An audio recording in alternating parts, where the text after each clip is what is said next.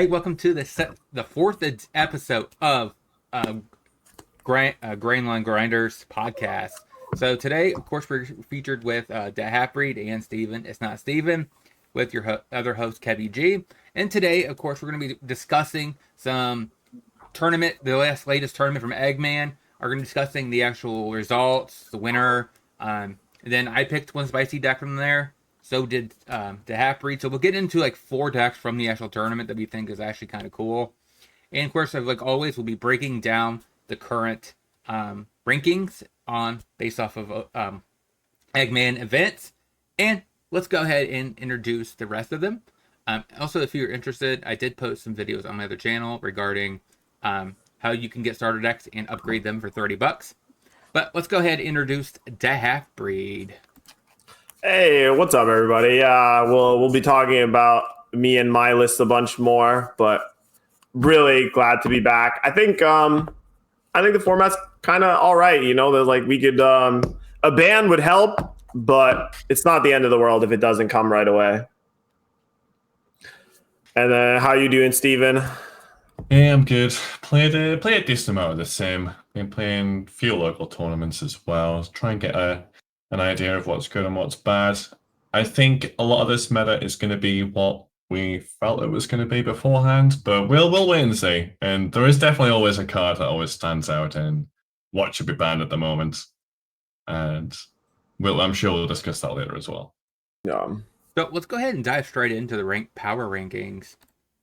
So as you can see, we have number 1 most played deck, actually second most played deck, or third most played deck is the new purple black Luffy. But how do you guys feel about this leader and this deck as a whole right now?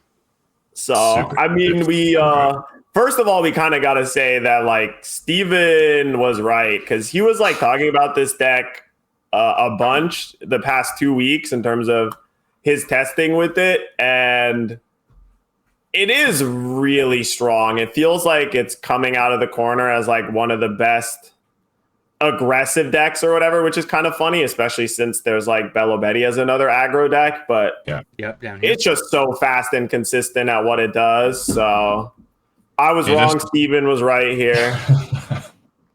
Yeah, I mean, the problem with that deck is when it pops off, it does kind of feel unbeatable. There's a few decks that can deal with some of the threats early on, but like it normally takes the entire turnip, and then I call it Oil Luffy because it's BP. Yeah, BP Oil. BP Oil Luffy. It just kind of gets to do what it wants, and then you get to a stage in the game where you'll be on 2 life, have 7 cards in hand, have like 2 Donna for Giants, and it's like, well, I'm never dying, so I'm just gonna kill you before you can kill me, which is ultimately the aim of the game. And it's a really good deck at that. And like you said, it's super consistent at what it does. Yeah. Runs like 7-8 searches. It's so good. The other big advantage about the deck as a whole is that the fact that most of the ramp for the deck, for one, doesn't get played on the deck, so it's cheaper. 2, the actual ramp for this leader is actually I think a lot better than Purple Luffy, where you have to go down on life. Usually you lose 2 life, so you basically start at 3 because you're ramping twice with it. Purple Black Luffy, you don't have to do that. You're literally, your cards ramp for you. And it's better, in my opinion, than something like ramping wise than Blue Purple Luffy. I feel like we've also all learned by now like how good 6K leader is. So when you're 7K leader, it's just like even more ridiculous in terms of like, if you thought someone was hard to kill when they're a 6K leader with Gum Gum Giant, just like 7K leader with Gum Gum Giant up makes all of the math feel so impossible. You know what I mean? It's what I've understood, what I've heard, isn't also Purple Green Grape Luffy also picking up that same Luffy? No. I theorized at the start, but I don't know if it would ever need it. The weird thing with the 6-drop is you can even just drop them back to back, because if they ever remove one, you've just got a second one there. The deck, I feel like it's really, really good. It's just really, really good. It's arguably badly designed because it only runs purple cards. Like, but does Grape Luffy's ability stack with the new Luffy? Yes. So it would become a 9K attacker? 8K. 8K. But yeah. because the Yeah. Luffy leader buffs itself, but But it's not by the base. Luffy character, the 6/7, it makes your leader's base power 7. That's why you would never play it in blue purple Luffy, because it would just raise your leader from 6 to 7. Yeah, And they don't stack in multiples either, which can be awkward. But the 6/7 has been so insane. I found myself playing it so often, and it's like, even if you ramp into it and you play it and they don't have 5 Don yet, most of the time it just feels fine, because you're still just like, okay, I attach it onto my leader. I have a 7 cost character in play now, which is invulnerable to most things. It's just like, it's kind of unfortunate because like 10 hours after this list came out and these stats came out, the 6/7 Rush Luffy from Extra Booster jumped up like another $10-15, and it's now like $85 plus, closing in on 90, and it might be the first $100 non-alternate art card. But like, just the way the deck can work, where it's based around 6 costs that are actually 7 costs because of leader effect, like, invalidates what feels like 90% of the format's entire removal. Yeah. I took it to my locals as it was my first deck I played in this format, and there was a few turns. I know that some decks don't even run the 8-drop Katakuri, which I love that card. Yeah, but there's a couple of games where I was able to go like 1 3-don ramp into 4, 6-don drop the Luffy, 8-don drop Katakuri. All of a sudden I'm a 7k leader with a Don spare, with a 7k Luffy swing, 7k leader swing, 8k Katakuri on the board, and I'm like, how am I ever losing this game? The deck just absolutely pops off sometimes. Yeah, the only thing awkward about it is the fact that you sometimes you're stuck with like trying to ramp twice in one turn, and you're like, okay, well the second one doesn't really work because you already used it for the first thing for the ramp. That is the only awkward part about this deck as a whole, in my opinion. And the other thing I really can't stand is the fact that I literally recorded 2 videos back to back for One Piece, and like almost, I would say about 75% of the matches were against Oil Luffy. I was like, oh my gosh, bro. Can I face something else? Yeah. That's kind of the things that's like good and bad about these kind of stats, is that they're like a little biased just because like the sample size is not really that big. You know, after 1 week where it'll be doing, most of the time when they do the weekly power rankings, that's like sample sizes of like, you know, 4,000 to 10,000 games. On the really high end, it'll be like 15,000 games. And so this sample sizes throws it off a little bit. And it's just also mean that more people are going to play the deck because they've seen this list. But yeah. Yeah, I think I have to take a few of these numbers with a pinch of salt. Like the ones that I would say have like less than 1,500 games are like maybe a little questionable, especially the ones, you know, like Bonnie, Betty, Zorro. Oh, the bottom Law showing up as 1,000. That's kind of base. That's a deck also. It's a very steep learning curve with Law. Yep. Yeah, I don't know if that's reflected in the win rate right here. Is it because they just don't know the deck enough and they're trying to learn it and it's taking them a while? Maybe that's why it's a little bit lower. Like, honestly, if you make one bad play with that deck, you instantly lose the game. Yep. Like you can't afford to make a bad deck. So it probably should be around 51-52%. It just loses 5% win rates because people misclick or haven't played the deck or experienced it enough. Yeah, but down 1 life too much. I feel vindicated though. Yeah, that's true. That's green. Look at all this green matchups for Zoro. Yeah, I feel vindicated. I said, it definitely turns out like it's only 320 games, so it's got the lowest. I understand, but it seems rate. like as long as you could dodge Boogie and Purple Luffy, you're okay. By the way, 13% win rate into Boogie. I've never seen. Yeah, that was the funniest thing ever. I've never seen anything that low before. That is, for a card game, that is wild. The lowest win rate in the game before used to be like Zoro into a Nell, but that was like 17 or 18%. So now we're down even lower. So yeah, you just have to dodge this matchup. Yeah, it's still a good shout. It's Purple Luffy win rate is also super low, which I'm very surprised at. Yeah, but again, I guess it might just be there's not that many games played Well, I for mean, it. I think the combination has the of highest. 9 mom and Zoro, red Katakuri. Zoro into purple. Oh, I mean, isn't but Purple Luffy has totally switched their entire strategy. So I mean, it's not as they're playing Katakuris now. They're playing a different game Yeah. than they used to. So it probably is a little better now. But who wants to address the elephant in their room? Out of the top 5 decks, there's only one non-purple. What's up with this? And they're all Luffy's. Yeah. GGGGG, bro. That's all I gotta say. That's my new motto, and I'm gonna keep saying it. Gum Gum Giants gotta go, dude. Yeah. It just doesn't make sense. I would be okay with it if they print a fixed Gum Gum Giant and then ban it. Because you can't just pull it from under the rug and then let purple decks just drop. The only way to fix it is to make it draw 1 or whatever. You discard 1, draw 1, but it's like. I could say, well, if they're doing it Don -3, I think would be an interesting change to it. Yeah, but yeah, but then I think it probably becomes becomes equivalent to it. Then I would be happy with it. I mean, it could be banned. erratas just aren't reasonable, I'm and not saying the purple decks errata. are like. The purple decks are all good without Gum Gum Giant. They're all still have like unique game plans. It's just that like Gum Gum Giant is just also kind of bad game design. I'm like making a Magic the Gathering reference again, but like imagine if they printed a 1-mana fog with draw a card. It's just so silly. It just draws out games unnecessarily longer than they have to be. So by the way, for those who don't know, fog was a card in Magic the Gathering that just cancels all combat damage for the turn. So it means for 1 turn, you can't deal any combat damage. So it just like, you just play this thing for 1, it replaces itself, so nothing happened. You just skip your entire, your opponent's whole attack step, and then you try and move on with the game, but you're just like so far ahead. So I think it's like. Is your comparison is kind of that to Veil of Summer in Magic? Yeah. Because it's like 1 green, draw a card, basically hexproof from black and blue, and then it just everything yours gets hexproof from black and blue, so it just kind of like hoses for 1 mana. But it's like almost better than Veil of Summer. It's like if Veil of Summer was for every color.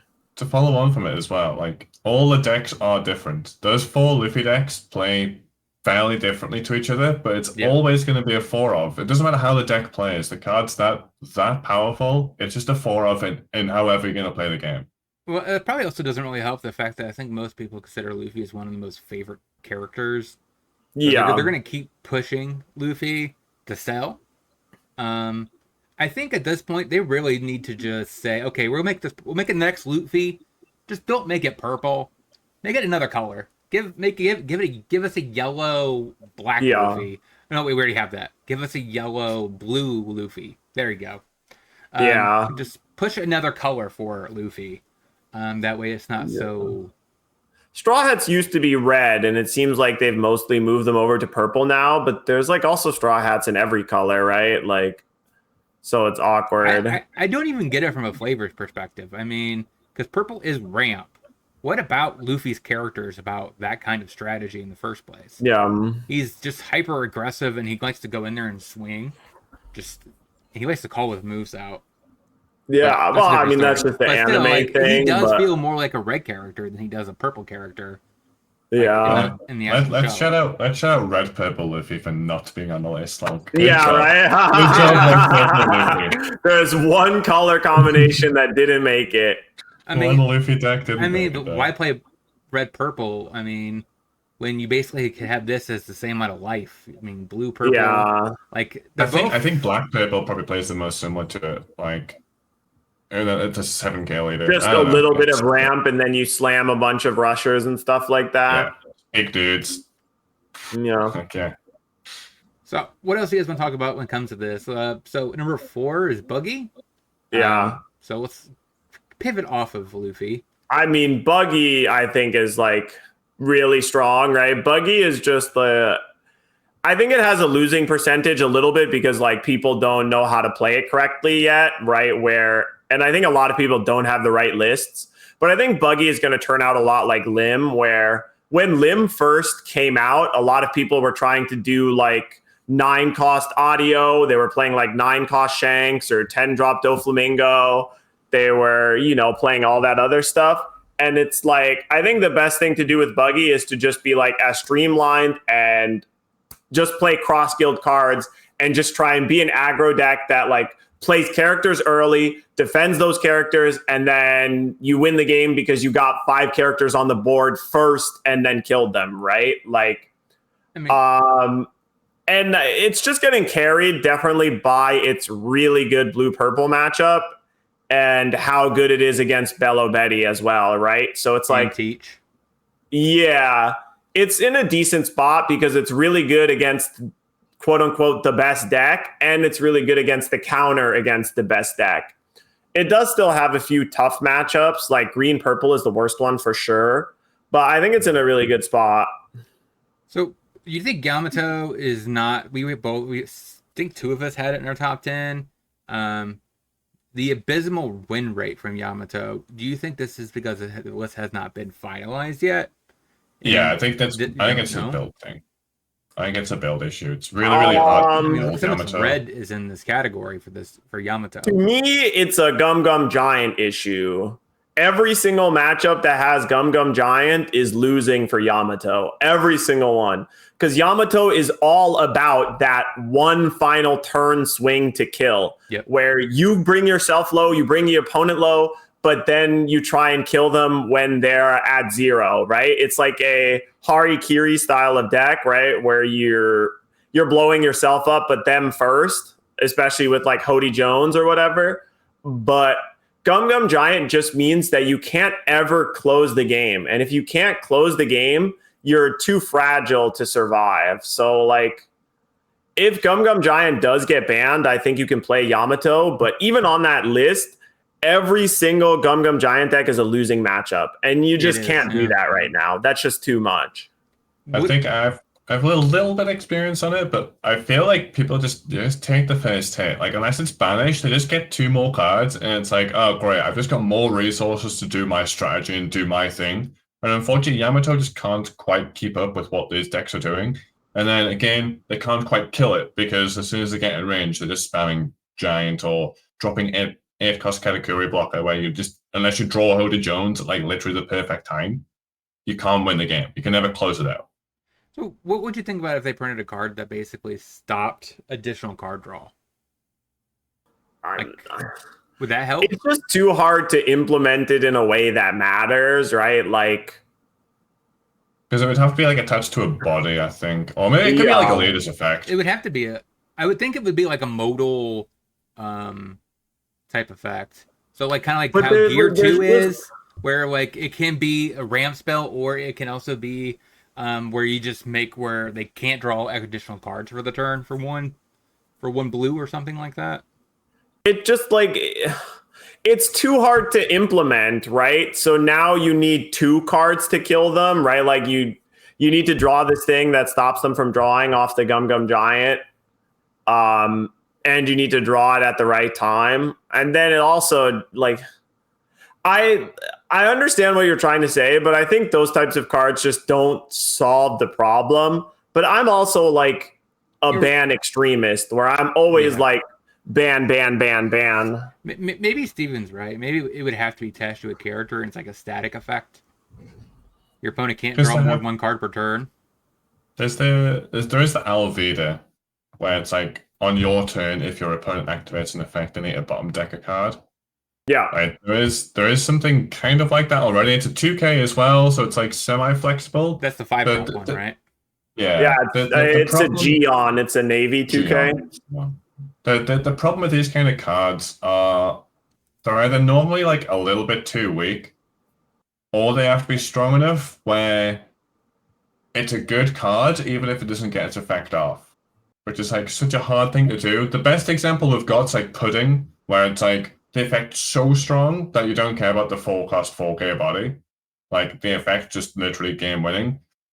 I don't know what effect it would have that could kind of prevent it from like drawing additional cards. It would have to be like a pretty decent body anyway, if you know what I mean. Yeah, it would have to be something.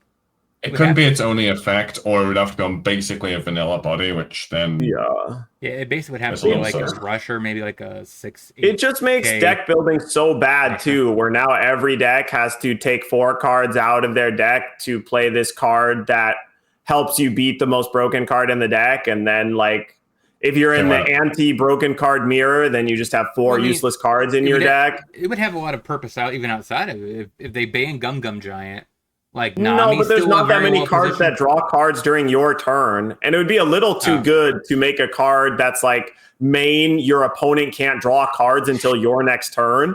Like, that would be too good. It's like an interesting idea, but I was thinking, just because of how the timing of how the counter event works and the fact that there's no like instant speed response to your opponent's counter effect. Because in Magic the Gathering, there is an equivalent, which is Narsat. People hate Narsat, so yeah, it probably would be just hated as an actual physical card where it sits there and basically makes your opponent on their turn they can only draw 1 card, which is their. It's just like just ban Giant, man. Then we can play all these other cards. It's just like they'll print a blue Blackbeard leader. Ditch a card your opponent cannot draw until your next turn. Yeah, but oh my god, that would be horrible. But now we're like coming up with all these fake cards rather than just banning the card that is the actual problem. 100%. That's my big issue, right? But like 100%. So, so Blackbeard is not doing as well. It's struggling right now because the meta is pretty aggressive. It seems like it also can't beat any sort of Luffy deck. Yeah, I can't beat the Giant decks. Yeah, it already had a bad matchup into Grey, but I don't think the starter deck thing's really helped it. I'm surprised it's worse than it was because I think the Kuzan should have made it better. The blocker Kuzan should have made that matchup a little bit better. Yeah. But I wonder if that might be people maybe still experimenting with Blackbeard lists. Yeah, what do they have as the list here for Teach on the meta? Don't think they've published it yet. So no, I think so. If you scroll down, no? There is one from here. Yeah, that should just be the like statistical compilation of the like most winningest Teach deck. Yeah. But what does it look like? Are they playing the blocker? They're playing a couple copies of Devin, which is interesting. Yeah. But it's just another 2K. Yeah. Caribou. No liberation is the interesting thing. Yeah, it screams out to me. 3 of the 7-drop Teach as well is interesting. The 7-drop Teach, though, I gotta say, I have seen that card in play a couple of times because they hosted some tournaments in Italy and France where I think it was Luigi Amato. No, not Luigi Amato, the other one. Maybe it is Luigi Amato Teach, TCG. He did a like POV of his POV playing in a tournament with Blackbeard. And I did not fully think through how broken grab any black card from your trash is. Yeah. There's some really stupid things that I saw where it was like it dies and then you got back Black Hole so that he could turn off a 8-drop Kid to swing for lethal. It died and he got back itself, which was also an insane thing that I didn't think about. Because it can grab the 10-drop Teach or it can just pick up itself, which is kind of insane. So like, if you wanted to, you could just loop this every turn. Just play it, they attack into it, you get it back, and then you play it, and they attack into it, and you get it back. And like, I'm not sold that 3 of them is worth it though. I don't know how many times I've had this card in my hand and it just rots. No 6-drop liberation seems weird to me. Yeah, but I well, I mean, it makes sense in this. It makes sense in this build because it's playing more blockers. So you're going to be playing blocker, and you're basically never going to get the liberation online. Yeah. So it makes I guess sense the thing is, if you have 3 copies of the Teach, I'm surprised no Tempest Kick, but yeah, my deck I'm playing in paper has Tempest Kick. I'm not playing Black Hole. I think you need at least one Black Hole. Yeah, Black Hole is like the best thing in the mirror. There's so many good things that you can do with Black Hole by turning off characters' abilities, like turning off blocker, turning off 8-drop Kid. Okay, maybe I'll cut a Tempest Kicks. Right now I'm playing 3 Tempest Kicks, 2 liberations, 4 of for these. The lists from the stats post are always just like a statistical average of the most common plus most winningest cards in the list. Yeah. Like, so. Yeah, I guess it makes sense that the Devon is basically like a weaker, stronger, but so it just also gives something -1 cost, right? Yeah, instead of -2. Yeah. This one always guarantees draws a card. This one you have to KO it. So like it is a little bit worse, but yeah, but that one, if it stays on the board, they have to attack into it. So basically, they've cut back on Dock Q. Yeah. I like this list. I think it's in a good spot, but it's definitely you don't have anything to do about Gum Gum Giant, which is just another victim of that card. Like, you would think attacking them for 12 twice with your 10 drop would be good enough. It is not. They just, like, it's so lame, man. It's so lame when 2 12K swings is not even close to being enough to killing them. Yep. So let's go ahead and pivot over and let's discuss the actual tournament. So Egman hosted a tournament. Rob Lucci won the thing, going 7-0. Yep. We have a decent amount of 6 and 1s here with Bella Betty, Oil Luffy, Usopp, which is the first deck. I'm assuming this is the list that you're talking about. Yep. That you posted that is your spicy pick. The fact that Usopp is back. Yeah, I didn't think this deck would be decent, especially into like blue purple when that came out. But there's a lot of things to kind of like about it. Like, the +1 cost is so annoying so often. I actually watched some of the games of like Usopp playing in the Eggman tournament, and there was some really cool stuff that he did. I mean, first of all, obviously people need to know how to read, which is tough. Usopp won a game against Green Purple Luffy because he had 2 Kairoses in play, and the opponent went Electric Luna and said go, and he just untapped his 2 Kairoses, and the opponent was like, hey, you're not allowed to do that. It was like, these cost 8, bro. Like, this is +1 cost applied permanently. So that was cool, knowing that you actually can't get Luna'd in this deck, really, because your 7s cost 8. And there was a really cool turn he did, too, where he played 7-cost Rebecca, and he did the 2K Gyatz plus Kairos. So the Gyatz gave the Kairos attack active, and then he used the Kairos to bounce the Gyatz back to hand, and then was able to like clear a Sanji Pudding or something that had +2 cost in the green purple matchup. And that seemed like really good, like that type of interaction where like, because of so much cost increased existing, being able to attack things in combat is really strong. Like, that's why Zoro, I think, in OP12 has really been popping off. But also this idea of like being able to attack active could be really strong. So I really like the 4 Gyatz, and there was a bunch of really cool combos with it. And 4 King Kong Gun is just how you beat blue purple. You just King Kong Gun your leader, attack them, they go to 0, and then you King Kong Gun something else and you kill them. So do you think this was based off the fact that this deck is really good, or do you think the pilot knew how to pilot this deck really well to the point where he the pilot was definitely carrying a lot. I still think this deck is like B tier-ish, leaning towards B-. The biggest problem with this deck is that you only have 4 searchers that actually find Rebecca. So it's like Green Purple Luffy, how reliant Green Purple Luffy is on Sanji Pudding, but you have way less searchers, because the difference between this deck having Rebecca, the 7-drop, and not is so ginormous. It like slows down your roll so much if you don't have it. I was curious. The big problem with that as well is you often need to grab stage even over Rebecca if it's early game. Like, you have 2 cards that you desperately want. Like, this deck does not function without stage, and it doesn't really function without Rebecca.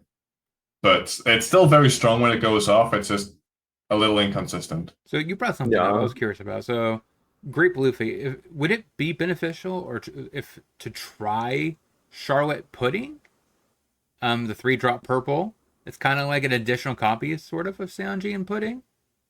No, it's not the same. You I mean mean, the one that still whenever you would give got him minus back at one dawn. gives you one back? It's not Strike Crew, so it tends to lead to effect off. So you can't run it in grey. It's not searchable and it doesn't attack well. It does not attack well, but it does allow you to They keep play it in the dawn purple back. Katakuri deck, but...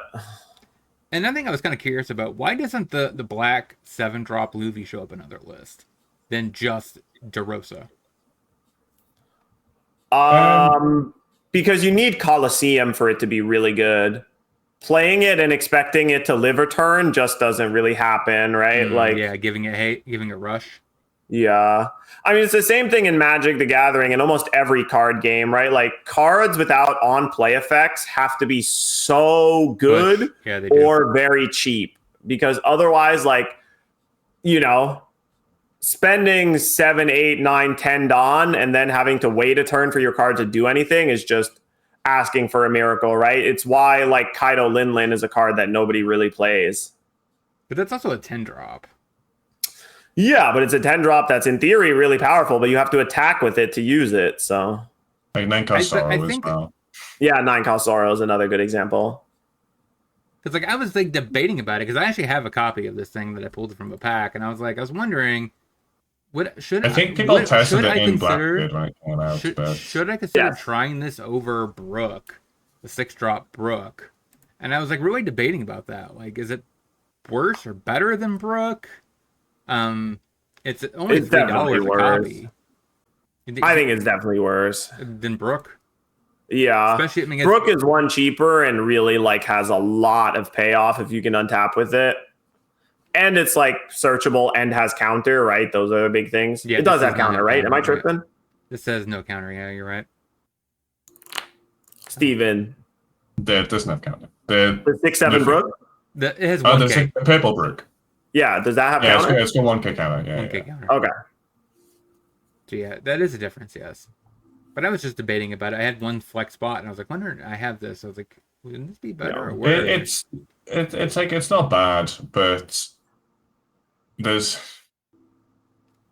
just not flexible enough. Yeah. When it has haste, when it can attack the turn you play it, it's great. Mm-hmm. Super good. Yeah. Okay. Like, that was really good into blue-purple as well. Like, that's how he won his blue-purple match, is he had stage out. The blue-purple guy went Sanji Big Mom or something, and he untapped, went the Luffy... King Kong gun at it, and then 13k at the 2 9ks twice, and killed, wiped his board of the 2 9-drops. Yeah. Pretty good combo. Yeah. This kind of reminds me of the old green card that I recently played in green red. Luffy. You just sit there and you just boost it by 6,000 and you just get an extra combat in. It's so nice, yeah, especially with this. Yeah. I think this deck is in a decent spot. Like I said, B minus. But like, if the Rebecca was just named something else and could search Rebecca, it would actually be like a B+ tier deck, maybe. But yeah, the fact that the 1-drop searcher, the 1-drop searcher Rebecca is like the least, like the card you want to take out the most. But when you start cutting it, it's the deck kind of just feels a lot less consistent. If ever release like another Dressrosa searcher that isn't Rebecca, it could be really, really good. But... And Mancherry can't get back Rebecca from your graveyard because it's a blue card, and Mancherry only gets back black cards. There's like so many things that make this deck annoying and frustrating. Yeah, I mean, it'd be so much better even if it was just revealed up to 1 DeRosa that had a cost of 1 more than this. Like sometimes. Yeah, exactly. It was one of the ones that only searched for 2 or more. Yeah, then it would be so much better. Yeah, on the flip side, the Leo Searcher is completely giga broken. Yeah. Like it's you just have to hit it is the big problem. Yeah. It's like, I imagine the losses with this kind of deck is I just didn't say one of 3 things, and then it's like, oh well, I done what I could. But maybe it's like simplifying the deck a little bit, but that was my experience of it. It's a pretty reasonable budget deck. I think it's only like for sure. For sure. Yep. So very good budget deck option for sure. This is on Really the fun. like On the other side of it, I really enjoyed playing this up. I think it's a very fun deck. It's a Yep. pretty fun deck to play against as well sometimes. Pretty you good. should be able to get this deck for like $50, $60 or less. I thought it was going to be like 40, less than 40. Imagine a bunch of the cards are now even cheaper. So moving on. Next is Buggy. So this was piloted by no other than the Half-Breed. That's me. My long ass What I thought government. was interesting was when I did my video talking about how to upgrade the 2 starter decks, I mentioned putting 2 Richies into the deck, and I immediately got some hate in the actual comment section. Oh, really? Talking about how Richie's not playable anymore. Bro, I might play 4 Richie. Look at this guy. Like, I seriously think there's totally legitimate reasons to cut Pudding from the deck and just play 4 Richie. Like, Richie was one of my best cards all night. Like, no cap. Richie won me 2 games. Yeah, I mean, he's a lion. How you gonna cut him? Yeah. But he's just 2 cost. He's cheap, so you can squeeze him in the late turns. When you're hard casting your big guys or whatever, right? Like, you know, you cast the Crocodile for 7, and then you just like also play a Richie and you attack for 6 with your leader or whatever. And it's cross guild type, so it gets protected by Crocodile Mihawk, so they can't kill it, right? So you have this like blocker that's protected from removal that has counter and is really cheap, and the card was great. I like this deck a lot. I've made a few changes to it. The primarily one being I just cut the 4-drop Buggy because it's just too much work to set up. And how did you feel about Mr. 1? I've heard I'm replacing the extra booster Mr. 1 with the vanilla Mr. 1, the 5/7. I think the vanilla is just a little bit stronger in that, like, there's a couple of things that make it really awkward. The searcher, the event searcher only searches for cross guild, so you can't find the extra booster Mel 1 off of it. The 7-drop bootlicker Buggy, it only plays cross guild, so you can't play the extra booster Mr. 1 off of it.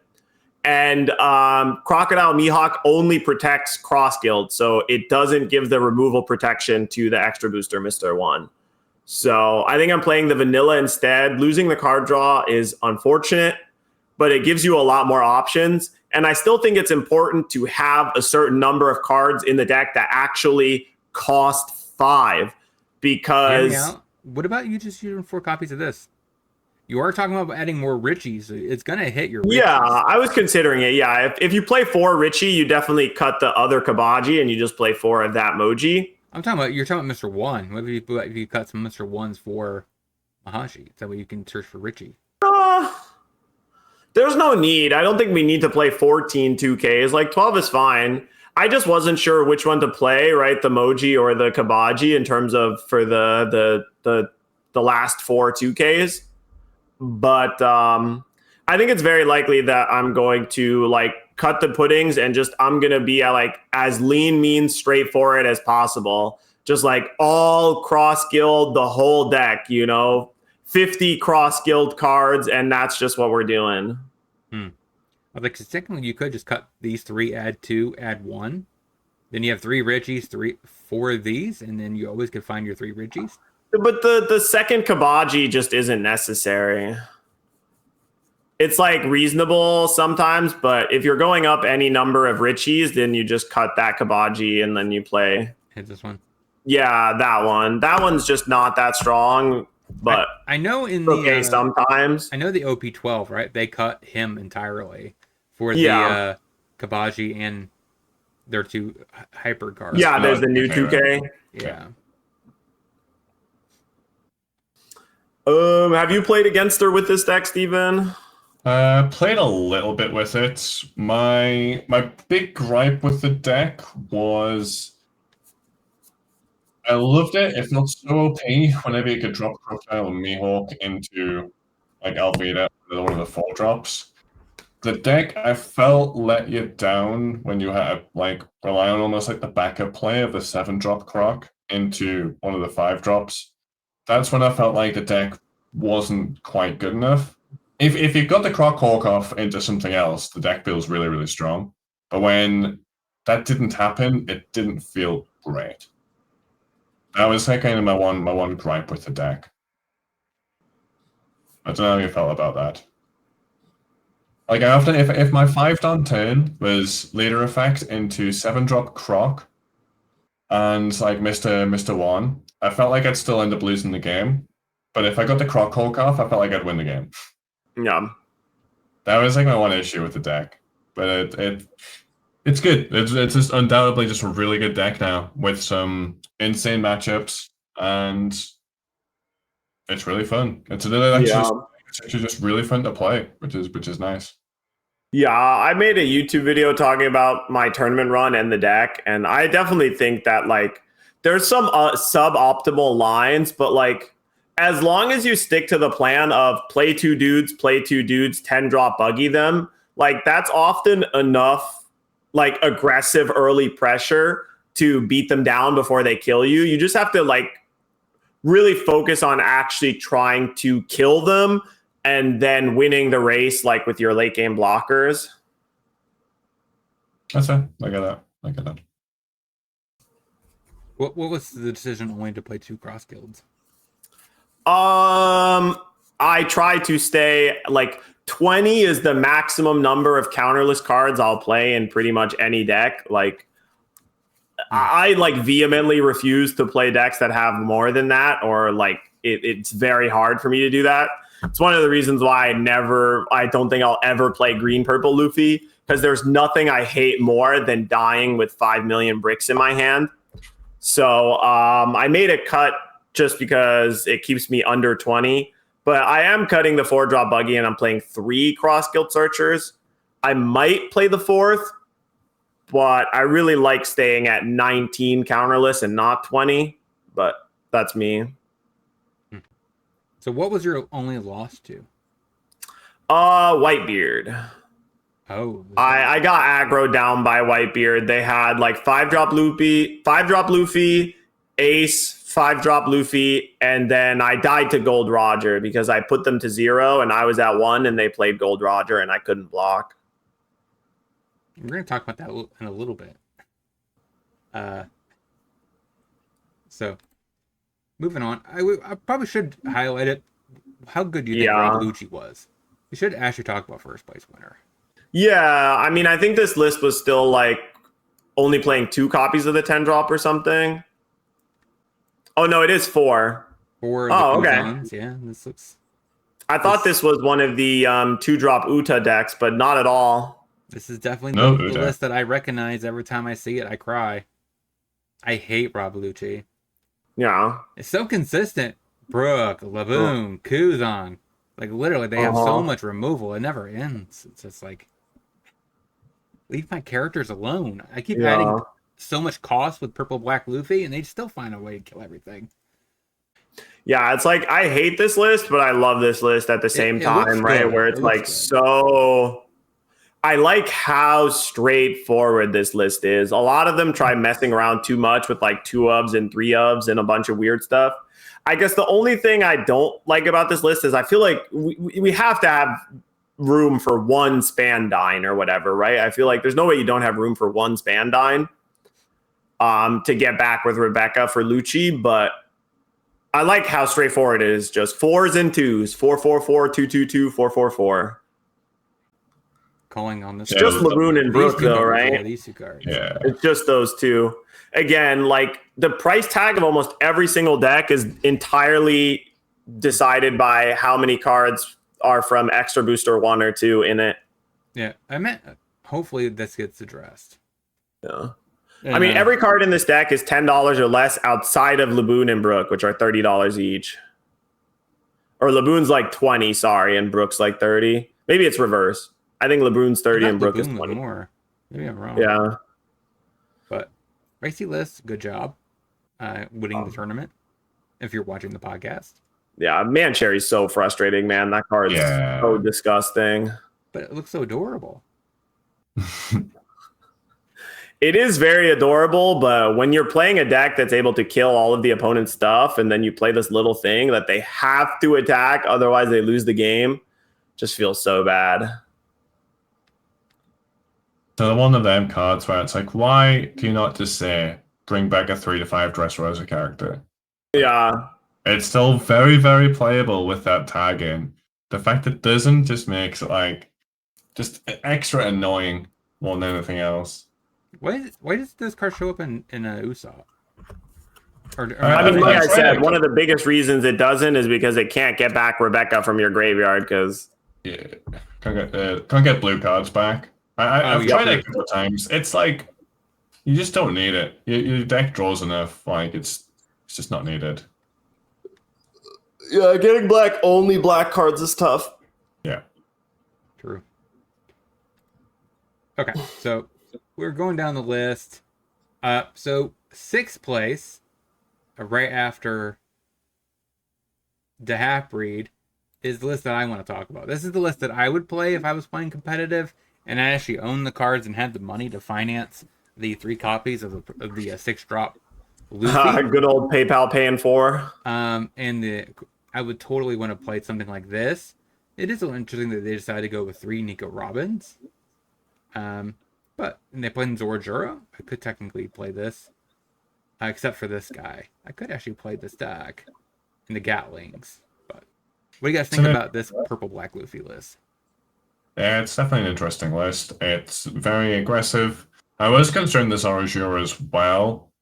I was looking at the guys racing behind it because I think it's a little awkward to play.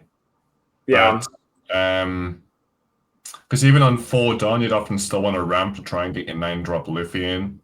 Kind of that extra 10 earlier. So like your 7 Dawn turn could still be 6-drop Luffy. Then your 9 Dawn turn could be 9-drop Rush Luffy. So like if you don't ramp on 4 Dawn, it feels like still a little bit weird to me. But it's more consistent at getting the 6-drop Luffy's right. Like it's just another searcher for them. Same with the Nico Robin. Yeah, I like Nico Robin. At the moment I still think I prefer the 3-drop Chopper. Just reference. Like I can rest the Dawn, which is like so incredible right now. But this is just it's another level of consistency, right? Like I will hit what I want to say. So maybe is Zorajuro really there for either you have the option of ramping, or you have the option if it's a matchup where this Luffy is really good into it, you would rather just go ahead and play Zorajuro and get that Luffy instead of ramping in that particular matchup. Yeah. I think this version is definitely less focused on ramping and more focused on just hitting the 6-7 starter deck Luffy every game, guaranteed 100% of the time. I mean, they're only playing 2 expensive cards in the deck. Yeah. 9 drops. Yeah. Everything else is no Katakuri does surprise me because I've been vibing so much with Katakuri in this deck. The Katakuri card is broken. Like it's so strong. It's very strong. Though I will say, of what I have played of the black purple Luffy deck, there is like sometimes where I'm like looking with my hand of like Katakuri and Sanji and the Luffy, and I'm like, man, I really want to get this 6-7 down, but if I do, I don't really have anything else to do on that turn. And I feel like that's where Zorajuro comes in, right? Where like if you have ramped yourself all the way to 10, then you can play Luffy and you can play Zorajuro after that and still have a Dawn to hold up for either attaching to your leader or Gum Gum Giant. Yeah. And like I like that for sure. And yeah, I'll have to try something close to this. I like it though. Yeah. Actually playing the 0-cost event I think is really good too. Making sure you don't die with 1,000,000 bricks in your hand. Yeah, one Gamma Knife and one Gum Gum Lightning as well is kind of funny. Yeah. It's a split. Originally I had the split because of this list. Yeah, I like it. And then, of course, Steven corrected me and said, you need to play 2 Lightnings with Brooke. So that's what I did instead. Yeah, I feel like since you have 8 searchers that can find these 1-ofs, it's pretty sweet, right? Like both the event and the law can search for Lightning or Gamma Knife, depending on which one you want to play. So that's nice. What I find interesting is they're not playing 6-drop Sanji. Which usually shows up. The 2K, yes. Yes, that usually shows up in almost every list. Yeah. They're just making do with 12 2Ks, which is fine, right? I mean, me and Steven go a little 2K wild sometimes where you want to play like 14, 15, 16, but my issue with this is like you want to play if you don't have the 3-drop Zorro, you want to play a Black Maria or Robin, and then you're running a bunch of bricks, but it is massively upset by 3 Gungam Check Gatling. Like, yes, that is, the zero cost event really helps. Up for it, to be fair. I do like the list. I like the list a lot. Yeah. And the last deck we have to talk about is the deck that beat the Half-Breed, which was my spicy deck of the actual thing. Sad. This is the deck that last week Steven made the claim that this was going to be the best deck in the format. Asterix. I don't know if you guys remember that conversation. What wasn't that he thought was the best, but he was anticipating a good Whitebeard. The best red deck in the format. Yeah. I think that might be it. And here it is. It showed up. I think the guy watched our podcast and was like, you know what, I'm going to pick him up and prove Steven right. Yeah. Vanilla Luffy is blowing my mind right now. What? Vanilla 4-drop Luffy is blowing my 4/6. mind We're back, baby. He wanted to play the Luffy too, even though there is a Frankie you could play that's cheaper, easier to get. Yeah, this one usually only shows up in Sanji because it's like a 4/6 that you could rush and then you just smack. But it's showing up here. What do you guys think about this list? I like it. Yeah, I mean, I lost to it. It was definitely a little unfortunate. Like, they curved out really well, with Luffy into Ace into Luffy, followed by the I had like a small chance of blocking my way out and countering out, right? Like I had one of the blockers that when it dies draws a card. And I was like, if I drew a 2K, I could live. But then he played Gold Roger and I was like, okay, no way I live. Yeah, the Gold Roger, it's interesting with the 2 of Ezo as well. I've never actually seen this Ace in any deck, but he's playing 4 of them. What does look a little fishy with this deck is the counters.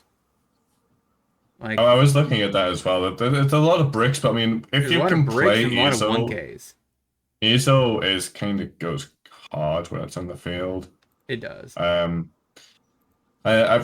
like a really, really good Whitebeard player in our locals, and when he was like kind of explaining the deck to me, it's because a lot of the time when you're 6K leader, especially a red 6K leader, it's a lot of 6K swings at you. You don't actually need the 2Ks until much later in the game when they're calculated lethal. So like you can get away with not running as many 2Ks as you may initially think when you're first starting out and playing the deck. It's kind of a lot of whatever until they go down to 0 life, and then it actually matters. But by which case you probably filtered your hand, way more than enough to kind of get it fixed by that stage. 1 9-beard is a bold deck decision, I will say. Yeah, it's like, I'm surprised it's not just a 4th Luffy or whatever. It's normally either like 0, 2, or 4. It's very rare to see anything not one of those things. And even if it is like a 2 of, they normally run like an Ezo searcher. Like one's a bold decision to me. I don't say I'm not like disliking it. Yeah, yeah. Because like if your game plans to ever play around it, you need to run at least a searcher for it. But otherwise, I guess it's like, oh well, I've got it in my hands. Awesome. If you don't, then I'm never going to play around it. Like I can see that. That's probably fair. Yeah. I feel like if you just play the 4th Rush Luffy, that would be fine as well. And then 100%. And the blocker Chopper is so annoying, man. That card was giving me a real headache when I was playing against Whitebeard. Super good in the meta right now. Really, really. Jump blockers are like super duper back right now. And the 1-drop Chopper is like really, really good in this deck. I've seen decks as well where the most expensive card is the Rush Luffy. Yeah, they just play a bunch of rush cards, Kit Killer, 3-drop Zorro, and I will just hit you in the face a billion times. Yeah, I like it. 4 Rad Beam, 2 Divine Departure. 2 Mulligan as well. Yeah, makes sense. Yep, 2 Mulligan, 2 Divine Departure, so you have plenty of ways to get rid of Sanji Pudding. So I feel like this deck definitely has a good green-purple matchup, and then I assume your blue-purple matchup's not that bad either, with 8 copies potentially of 5/6 rush. Yeah, chump blocker is super annoying. You got to be a little scared of Pudding when you're playing Whitebeard always, but there's nothing. It's just like, oh, if they've got it, they've got it. Yep. I've probably lost the game if I've got it. If they don't, I'll probably win the game. Well, maybe it's not that. that much. Yeah, But, I had a pudding in my matchup, but I died immediately the turn after I played it, which was unfortunate. sometimes I can just put too much pressure on. I just gave him the gold Roger that killed me, Sag. It's high, but you can't play around everything, can you? No, not at all. Yeah, I mean, it's only a 2-0, so I mean, the likeliness that Yeah. would top deck. But I like the 2 of Gold Roger. This is probably the best Gold Roger deck, right? Like, it's so often where you can just go to 0, play Gold Roger, and then they're like, I guess I just lose. It's a weird card. It's one of them where in a couple of sets, I can see Goldie Roger actually being really, really good because people are kind of forgetting about it and not playing around it. Because a bunch of the times I played like so much Shanks. But when it was a really, really good deck and Goldie Roger was a really good card in it, everyone just played around it. You need people to forget about it and then for it to come back and be like, oh yeah, Goldie Roger's a real card. That's what happened to me. Yeah. But it does happen. Happens like all the time. When I was running my smoker list and put like Kid Killer in, people are like, 4 Dawn, what the heck's he what first character's got for 4 Dawn? And all of a sudden you swing like 9k life with a 4 Dawn card. You're like, wow. So you guys think this is the best red big-ish aggro deck right now? I mean, personally, yeah. I like this deck a little bit better than Zoro, but that's just because Zoro is like so one-dimensional, where its entire deck is this one card, the same way that like green purple Luffy is entirely Sanji Pudding. Zoro is entirely the Drum Kingdom Chopper with the animal search attached. So if you don't draw that card, your deck kind of sucks. And as you can tell in the matchup where that card doesn't work, like against Buggy, the deck sucks. So well, I would compare. I'm going to put Zoro in the same category as this. I was saying going big. Yeah, Zoro goes wide and it goes like medium size. I was talking about like if you remember Magic, like you ever remember like Gruul Boats as a deck? Yeah, where it's like it's chunky hasters, like it's legit chunky rushers. That's more. I definitely think that this deck is better than Shanks right now. Yes. Yeah. So like you're playing 1 or 2 threats at best, probably per turn in this deck, and they're just big. And they too many rush. 6K leaders and 6K swings for Shanks to be at his best. Because this has rush, this has rush, this has rush. Yep. So your mid game has a lot of rushers, so you can't really complain. You're just getting in there for big chunks of damage. So you guys, what do you guys think about this list going forward? Do you think more people should try this out? Definitely. I think this is going to be a good, like another good anti Gum Gum Giant option until that card goes away. But yeah, I don't know exactly how the blue purple matchup goes. Dodge pudding. Yeah. So is there any more lists you guys want to highlight from this tournament? It looks like it goes up to Carrot. Let's have a look at that Bonnie list. You want to look at this Bonnie I'm just list? curious. I haven't actually seen it yet. Okay, it's on the 2 Pedro. 2 the 1 Tropic Blaze as well. 4 Zoro. 4 Zoro. I like it. Yeah, I don't think I don't know. I need to test a bunch more. I'm convinced Shanks might not be it anymore, but I vibe with the 4 Zoro. I ended up having to play Shanks as there was just a couple of matchups where they're like Shanks is so good. Shanks really helps against green purple Luffy. Shanks actually is really good against green yellow Law as well. Sniping their Cavendishes and stuff like that is a huge help. Because you can clear the blocker Capone and stuff like that pretty easily with your leader effect. Yeah. And getting to 8-drop Kid and getting to like the 7-9 and Cavendish behind their 5-6 and 3 cost blockers or whatever is tough. So I ended up cutting Doflamingos and replacing them with Shankses entirely in my lists. And I just quite haven't made it to Zoro, but maybe that's necessary. Interestingly, not running into the star deck stuff. Yeah, no new cards whatsoever, which was also a big question mark for me. Very interesting. But I do that. Like, there's no reason not to play the 2Ks at least over some of the Apus, right? Like, yeah, probably. And even like the 2-cost beige over the 1-cost beige, I kind of vibe with a little bit more. But yeah, the 1-cost beige has always been pretty good in the deck, I feel. Yep. I like the Pedro. Carrot I don't know. I've been going back and forth on Carrot as well. It's a weird card in the deck, but I mean, you're usually running full Yeah. Supernova searches, so it's probably fine. It's probably a bit better. Carrot good against Buggy and really good against Black Purple. Yeah. But the one thing I notice about Bonnie players is you guys do a great job of making sure all your cards cost $5. When I was doing that upgrade guide, I was like, oh, Bonnie's like one of the first includes. I was like, it's $5 a card. Oh man! Then I looked at Shishigi. I was like, $5 a card. Okay. I literally went down the list, and then I went to Hody Jones. It's like $8 a card. I'm like, dang. Oh my God, is Hody Jones that high now? Yeah, dude. Hody Jones was like $2 not that long ago. Yeah, and then of course Shanks was $5 a card. I was like, man, you guys do a great job of making sure your cards consistently hit that $5 threshold. I'm just joking. No, I mean, it is what it is. That just means that all your cards are stock. I mean, they're $5 for a reason because they're in every single Bonnie list. It's just if you're going to run a Supernova package, it's like, oh, well, I might as well throw these Supernovas in. Yeah, there just has not been better green cards than the Supernova cards since set 1, kind of, which is really unfortunate. Yeah, and then even Zoro with an OP12 Supernova, so it's another Supernova. I mean, it's only Cavendish in that deck, but... Yeah. Still funny, it's a Supernova. Yeah. So, is there any other cards any other decks you want to talk about before we pivot and talk about Steven's decks? Can we just peek at the smoker list really quick? I'm interested. So it's a little bit of a hybrid. So it's more like Navy. It looks like there's like some Navy. Yeah, Navy's been the main focus. There's also Punk Hazard. So it's like you just want to find the 5/7 smoker so desperately every single game. I'm perhaps only playing 3 kid.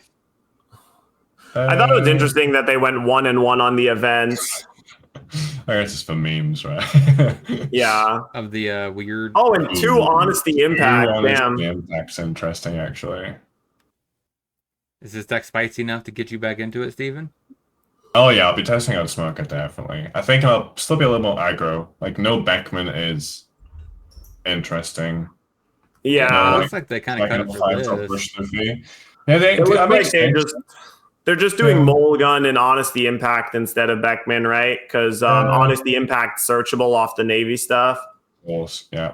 Yeah, but I mean, wouldn't you really only want to do this if you expect Blackbeard? It's like really the only time Beckman's like bad because you turn off the on play. Wait, is it running Monet? Yeah, I think 2 copies. Yeah, Monet was at the top. Yeah, 2 copies. Because normally, I think if you're in Beckman, it's probably more Monet, but I've seen it still be 2 and 2. I like it though. I mean, Smoker is still really, really good. I think the deck got figured out just a little bit, even like by people who didn't play it, kind of learned how to beat it fairly effectively. I think there will be a very fun list out there that will get discovered and it will come back just a little bit. I would never count Smoker out, but interesting list. I like it. All right, so that's all we have to talk about regarding the Egman tournament. A little bit weird, spicy that Carrot came in though. Yeah. 24 spot. But pivoting over, this is the purple-black Luffy deck, Oil Luffy, that Steven really likes, that he has built. It does have a little bit of components from what I've seen in Egman's list. He was playing the law. I think the laws I've been going back and forth on that one and the forecast law that rips 2 if they have 7 or more. I think both are very, very good. You can play both of them alongside the 6-drop Luffy, which is very convenient because you get your Don back. I mean, it makes sense, and his argument made sense. So basically, you're playing this mainly over Frankie, and his argument for it was because Frankie, there's often times where you want to play Frankie and potentially like something else that reduces your Dawn by 2, and it just makes it where you go down to Dawn with Frankie. So if you play Law in the other thing in the same turn, you're not really punished, and you still get to draw a card. So you still net 1 card. Rip an opponent's card. I mean, the big difference between mine and the Egman list, it's the Katakuri, right? It's like how much do you want to put that in over the 6-drop Rush Luffy? That's essentially what the difference is. It's like the ABO2 Luffy or the 8-drop Katakuri. They somehow in this deck, they both kind of feel a little bit similar. Obviously, the Luffy is a lot more aggressive and it's a lot more consistent in getting there. The Chopper, I love the Chopper, man. The 3-drop Chopper it's so good in the current meta. Like we showed you all the Luffy's. Like this is essentially a 2-Don 4K blocker, and then it also just might win you the game. Like that's sometimes how it feels. But I really vibe with this list. Like it's very, very strong. Yeah. The 6-cost Brook, I'm not super convinced by, but I've liked it. It's like fine as a 6-Don card if you don't have the 6-drop Luffy, especially if you have the Lightning in hand, but conveniently does kill an 8k body if you swing into Brook into Gum Gum Lightning, which is it's really good in the mirror too. The 6/7, it's really good in the mirror. Because then you can actually minus after they swing with a 6-drop Luffy, minus it goes down to 5k power. You go in 7 into 5 just with the Brook swing on board. Yep, like it's really, really good. I do like it. So is there a reason why you don't like 6-drop Luffy? I honestly, is it just cost, or is it just no? When I was playing on this sim with it, it just kind of felt like I would always prioritize the starter deck Luffy from it. Mm-hmm. And then when I got to my 8-Don turn, I would then often play it. I'm like, why am I not just playing 8-Don Katakuri at this stage? Because I still get my Don back from the Luffy or the Brook, whichever one survived. And the Katakuri just offers you a little bit more in defense. The games where you're able to go like 1-3, Rampadon, 6-Don Luffy, 8-Don Katakuri, literally feels unbeatable. Like it's just the Katakuri's not searchable, so it's like the one thing that's not consistent at all. But if you're able to get anywhere near that, the deck feels broken at that stage. But luckily it's not that consistent. Yeah, I think the 6/7 is just more of like a high ceiling, low floor type card where there are some games where it'll win you games that no other card will win, but a huge amount of the time it's like just a 6/7 rush and like that's it. And that's fine, I guess, but not really where you want to be a lot of the times. And I've had just as many people kill me with the 6/7 as I've had people kill themselves with the 6/7 by activating it, adding a life to their hand, not killing me, and then dying. Yeah, I mean, the other kind of messed up thing with this deck is if you don't play that Luffy, I feel like you're so hard to kill. Like, obviously you don't need use to my attacking aspect of it until you're really kind of going for game. But again, at that stage, I just feel like I'd rather just play the Katakuri and get consistent value from just swinging 8k restand Rampadon. That was kind of my reasoning behind it. I can definitely see a world where you don't run the Brook and maybe just run the 6-cost Luffy over it. I think that's probably fine because you're still running what 14 2k in there, like, and 4 giants. You're not dying very easily. And then again, you've still got the Katakuri being like this blocker where not every card, but almost every card can't really interact with it unless you're talking about like Hody Jones. But then at that stage, you're a 7k leader. They might have like 2 8k swings coming at you. Like it's not. Even Hody Jones doesn't feel that threatening in this deck sometimes, which is really, really fucked. But I still think there's a couple of tweaks I want to keep on going with it, but yeah. I think my final deck list will look something like this. I'm excited to try the other one from Egman just to see how the Zorajira performs in it. But I really like this deck. I'm a big fan of it. So are you not a huge advocate of Sanji? I think if you need it, you can grab it. You're running multiple searches in there. Yeah, it's still a very, very good card, but again, in the matchups where you really need it, you can find it. Basically, you've got the giant in case like a chump blocker. Tony Chopper does also rest 1-cost blockers, which we've seen plenty of in those previous lists. There's a lot going on. With the deck. Putting the law in there just means I'm actually using both colors, so that feels a little bit more satisfactory. I can see that. Yeah, I don't think I'm playing a single black card in my purple black Luffy list. Yeah. It is kind of sad. It's like Yeah. I'm just wasting whole color. Yeah, but that's how strong purple is. Like that is what how it is, strong man. purple Yeah. cards are. So, you have anything else you want to add to this deck before we move on to your spicy deck? I'm a spicy deck. Yeah, let's see the spice. Yeah, I think that's probably about it for now. Yeah, because All right. So, what makes this Bonnie list spicy? So it looks pretty standard, you know. Oh, we've got 2 Scratchman in there. You know, you got 2 of the new beige. We've got 4 of the new Kid Killer. I am running 4 Pedro and 2 Eroge because Law and Bella Betty and Zoro are a thing. So Pedro is so good against all those decks. And occasionally Oil, but they can very easily play around with the Dawn. But if we scroll down... Where's the spice? If we scroll down, the spice is there. oh, Radio Knife. Running 2 Radio Knife and 2 Electrical Luna. I'm also even tempted to cut Radio Knife and put Straw Sword in there. But Electrical Luna in this current meta is so broken. Like it's really good. The card right now shuts down so many decks. Or is the Spice Law and Beppo? The Law Beppo, I wish that card was better, man. I really do. It just wasn't made for Bonnie. It feels like it was made for a slightly more aggressive green deck that I'm not sure exists right now. But I guess I know it's really good in Carrot for sure. But I don't know about. It's made for Carrot. I agree. If it's set a Dawn active at the end of turn as well, I think this would be much more of a contender in the deck. The problem I have with Lord Beppo, just a 9-drop. Yeah, it's only 11k. But the problem I have with the Lord Beppo is that I feel like it doesn't help you in the matchups that you were losing previously, and it helps you win the matchups where you're already winning, which is fair. Like, it is quite nice to just have a card where I'm just going, I'm a 7k lead, I'm going to bunk you in the face this turn. Next turn, I've got 11k swing. It can feel pretty clutch sometimes, but I don't think I'm ever in a position like, you know, when you drop 10-drop Dofi, it's like, wow, I was going to 100% lose this game if I didn't play 10-drop Dofi here. I've never really felt that way with Lord Beppo. For sure.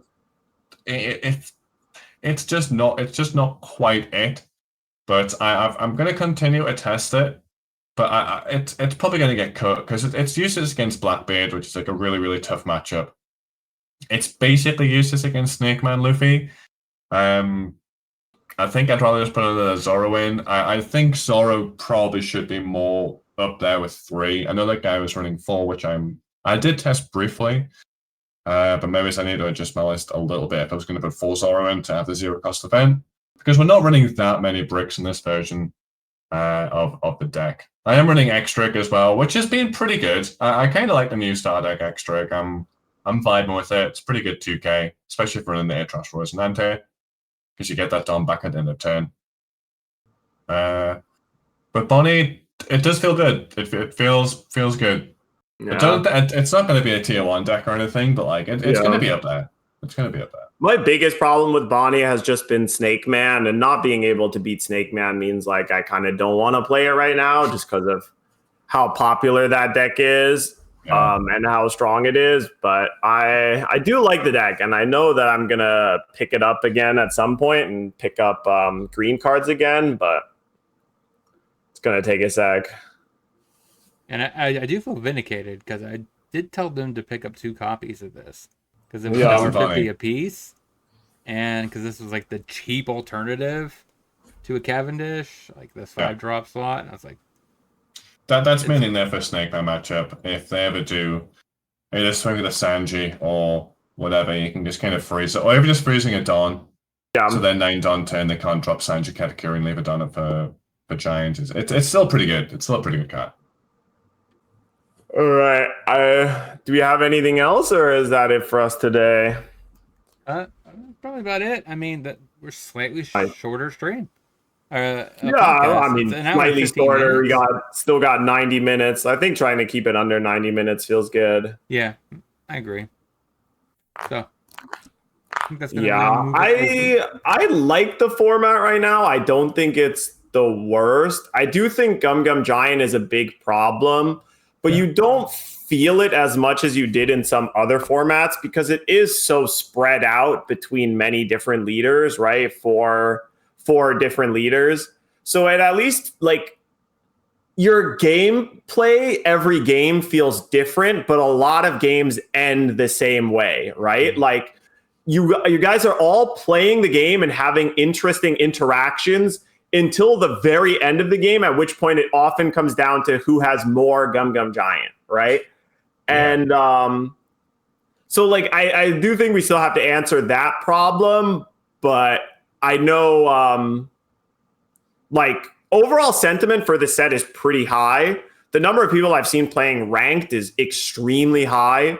Like 350 people in queue at any given moment on the ranked servers, which is like really, really high, right? So I think it's good, right? The best decks have counters, they have losing matchups, but yeah, we'll see. Yeah, the starter deck's pretty successful because there's 4 starter decks up there. I know they were fairly like strong-ish anyway. Blackbeard and maybe Spawny, but being the Oil Luffy and Boogie up there as well is pretty good to see. Law as well uses a lot of the Bonnie starter deck cards. Yeah. But I do agree. I think most games do feel pretty good until you're going for lethal, and it's like, how do I play around Gum Gum Giant the best that I can? If you can't, well, I guess I'll lose. Yeah. Which is not the most interesting kind of end to the games, but for the most part, I think there's enough variety in there where it's keeping ranked very interesting at the moment. Yeah. Rogue decks still being viable feels really nice, right? Because like in bad formats prior, the top deck was like really pushing so many rogue decks out of existence completely. Yeah. And it's not quite like that here because you can still like not have your Gum Gum Giants or not be able to hold them up or whatever, right? And like there's still rogue decks popping up everywhere, right? We got Whitebeard, Usopp popping up, Areju top 8'd yesterday. Nami is still doing good, like blue Nami, not even blue yellow Nami, but like, you know, mono blue set 3 Nami is still doing all right. So you have options to still play decks and win. You just kind of have to get used to trying to beat Gum Gum Giant, which is very difficult. All right, so let's go ahead and move over to the closing statements. Start off with the half breed since I'm already. Yeah, I mean, I think like I've had a lot of fun in my tournament, so I might just be a Buggy main until set 12 because there's a lot of people who really like Buggy as a character and want Buggy content as well. So I'm going to be playing it quite a lot. And I'm going to be trying to push that 48% win percentage number up a little bit, but it feels good. I'll be working on pushing the body win rate down. Like that's gonna be my experimentation is what can we do with the bunny deck? But no, yeah, there's a lot of tests still. There's a lot still going on very early in the format. A lot of OP11 cards, again, I don't think have quite been tested at their full potential. Even the leaders, I know I watched like a really good Jinbei video the other day on someone's channel. I can't remember who it was. I might actually try picking up Beppo Law for Jinbei. That seems like it might be interesting. That could be good. Get your Don Ray stand in the turn, everything. Exactly. It's still interesting. I like it a lot, and it's the first format where we've had to ourselves, you know, it's like the starter decks have been released in OP11 before they've been on like the OP12 West. You know, people haven't practiced on a different server beforehand or in paper and practice first or anything like that. So it's been nice. It's been nice to kind of actually kind of flex my deck building skills and see what we can come up with rather than just kind of adjusting what's already there. So it's been good. And last but not least, me.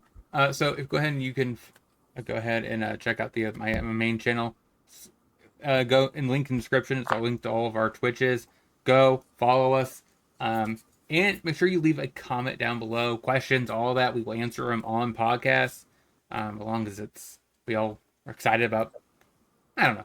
We'll probably most likely answer it unless it's something that we could just answer right away. But we'll try to hold off for the podcast to get you guys through, a little more interaction. And yeah, next week we're not really sure. We'll discuss what we're doing next week.